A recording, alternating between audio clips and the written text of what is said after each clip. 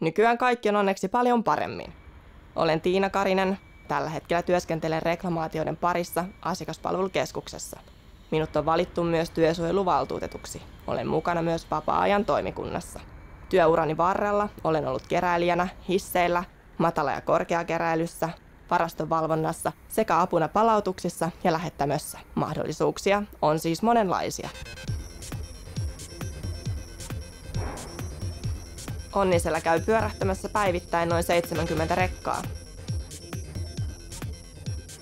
Nyt saavumme tavaran vastaanottoon ja tässä vieressäni näkyy tänään saapuneita lavoja tänne Onniselle. Ja jos tarkemmin näitä katsotaan, niin voidaan huomata, että täällä on monelta eri toimittajalta tulleita tuotteita. Ja nyt saavutaankin vastaanoton sille osiolle, jossa käsitellään pientavaroita. Kuten esimerkiksi tässä vieressäni Merikalta tulleet pahvilaatikot, joista tarkistetaan tuote, määrä ja että tuote on myös ehyttä. Sen jälkeen tuotteet laitetaan hyllytystä vaille valmiiksi. Moikka! Näin, ole hyvä. Tässä työskentelee pyörösaa ja robotti. Työntekijän tehtävänä on vain hakea sahattavat kanget, syöttää sahauspituus sekä antaa lavoitusohje. Koneet hoitavat kaikki loput.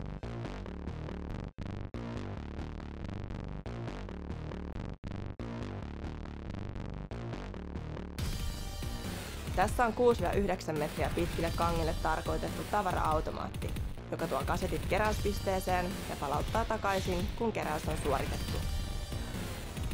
Hyllystössä on yhteensä 2400 kasettia ja maksimipaino per kasetti on huikeat 3500 kiloa.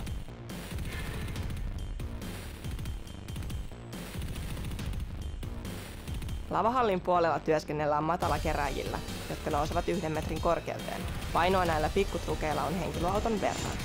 Kuvassa näkyvällä työntömassatrukilla hoidetaan tuotteiden täydennykset keräyspaikoille.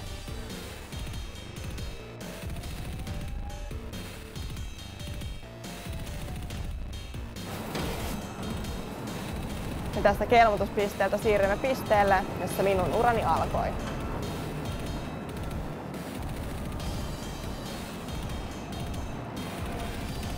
Tarkoitus oli tulla vain kesätöihin, mutta täällä sitä ollaan edelleen. Työpaikan vaihtaminen ei ole käynyt mielessä. Viihdyn työssäni erittäin hyvin. Keräilyssä kerätään tilauksen sisältämä määrä tuotteita ja pakataan ja toimitetaan lähettämöön. Lähettämö kelmuttaa lavat ja lastaa valmiit lavat autoihin, jotka matkaavat kohden asiakasta. Esimerkiksi näihin työtehtäviin haemme työntekijöitä. Moi! Työkavereita löytyy mukavasti, noin 100 per vuoro. Pientavarahissialueella on 36 000 muovilaatikkoa, jotka liikkuvat automaattisesti keräys- tai hyllytysasemille ja takaisin hyllyyn.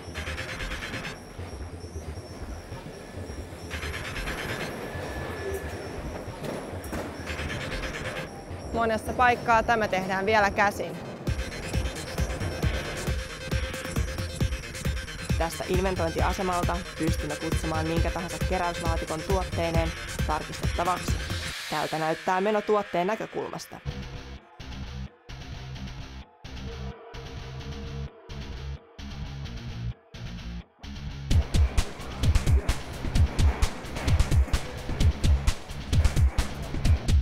Kutsuttu laatikko saapuu luokseni. Puuttunut tuote pakataan ja lähetetään sitä kaipaavalle asiakkaalle.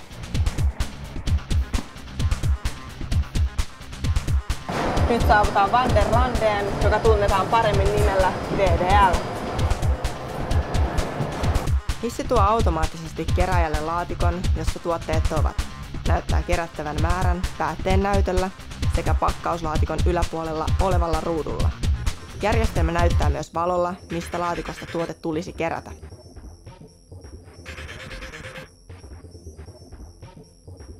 Korkeakeräilyssä on mahdollisuus päästä korkean paikan kammosta eroon, koska keräily tapahtuu jopa 7,2 metrin korkeudessa.